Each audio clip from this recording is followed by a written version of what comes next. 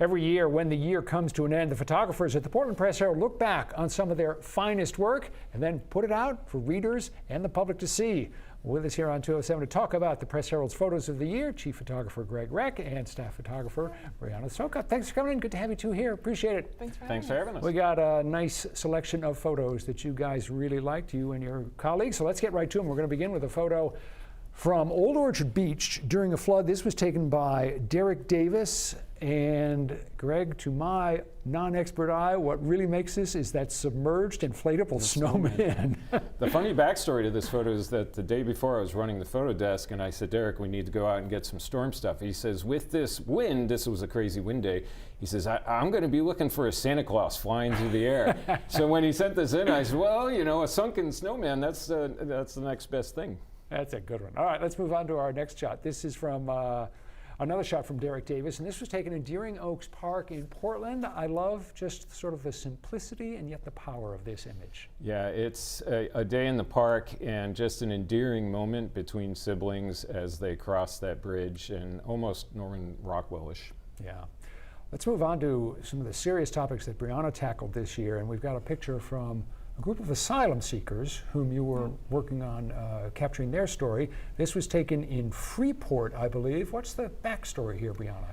You know, we were at one of the hotels where a lot of the asylum seekers are staying, and when we were getting ready to leave, I went outside and I saw these men hanging out and cutting each other's hair, and I just thought it was a real human moment of them passing the time kind of stuck in this limbo. What I liked about it is it gives us a different image of people may come with preconceived notions of asylum seekers in Maine, and this is something that I think they would not think of. Yeah. They just need a haircut. Yeah. Like everyone else, and they can't go get one, so they got to do it themselves. All right, let's move on to another one from another one of your colleagues, Sean Patrick Willett.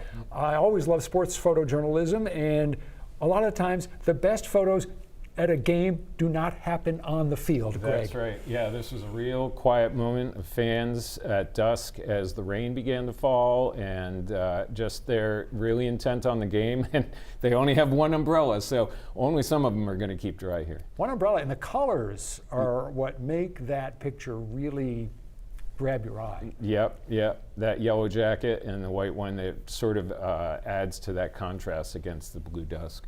I just said that in sports, sometimes the best photos do not come from on the field. This next picture was taken on the field, but I'm not sure that it was even taken during the game. I think it was taken after the game. This is a shot from Ben McKenna. What's the story here? The story here, it was a state championship game between Portland and South Portland, and when we are photographing a game, we're usually using a longer lens to capture the action. But at state championships, we always want to be ready for the reaction at the end of the game. Because it had been raining so hard, Ben had wrapped his second camera in plastic with the wide-angle lens on it and put it under the bleachers. Little did he know he was putting it near a drain for some water, so when he went to pick it up and pull the plastic off it to shoot, his viewfinder was completely fogged over and he couldn't see anything. He didn't know whether he had this shot, whether it was in focus.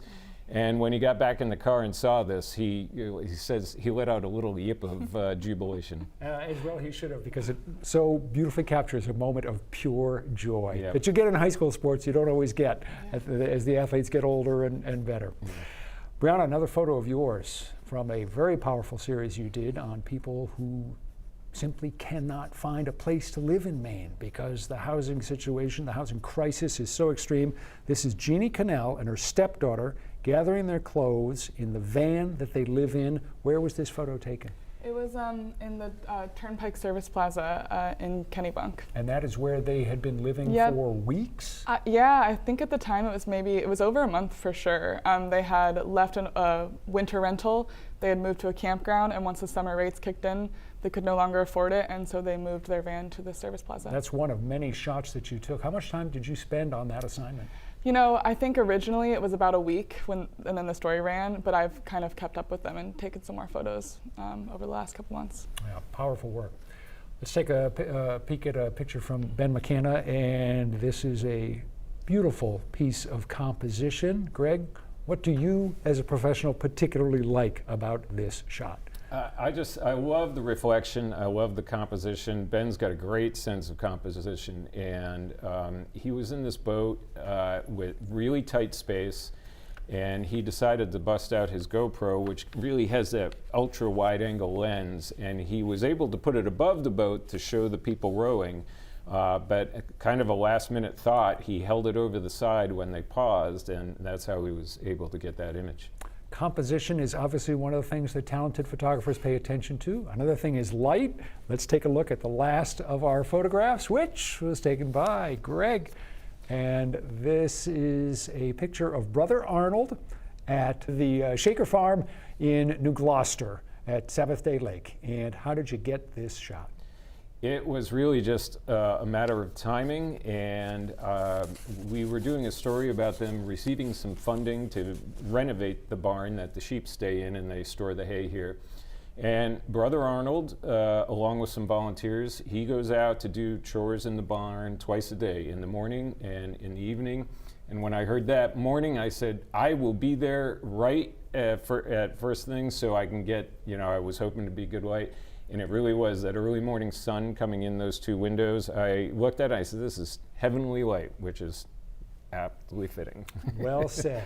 All right, we got to leave it there. Brianna, Greg, thank you so much for coming in. A pleasure, as always, to talk with you guys every year. If you would like to see all of those photos, you've got a couple of options. Go to the Press Herald's website or go to the Portland Public Library, where the Portland Press Herald's photographs of the year are going to be on display into February. Stick around. We're going to be back with more of 207 right after this.